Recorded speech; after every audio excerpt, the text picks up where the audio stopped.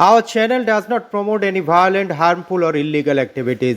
ওনার মধ্যে তৈরি করা হয়েছে ভোটের জন্য, কে কার থেকে বড় হিন্দু তার প্রতিযোগিতা তৈরি করার জন্য। ধামকে নিয়ে এসে নিজের নামে করতে চাইছে মমতা ব্যানার্জি। কমসে কম বাংলার মানুষ বেঁচে গেছে যে মমতা ব্যানার্জি বলেনি যে আমি হচ্ছি জগন্নাথের আরেক বোন সুভদ্রা। কমসে কম সেটা বলেনি বলে আমরা বেঁচে গেছি। কোনদিন সেটাও শুনতে পাবো যে আমি সুভদ্রার আরেক হয়ে চলে এসছে, প্রেতাত্মা হয়ে চলে এসছে। বইরা প্রেতাত্মা না, আত্মা হয়ে চলে এসছে। এটা বললাম অবাক হব না। আজকে দীঘাকে শুধুমাত্র পয়সা কামানোর জায়গা নয়, আরো অনেক কিছু ঠেক বানানো হচ্ছে দীঘায়।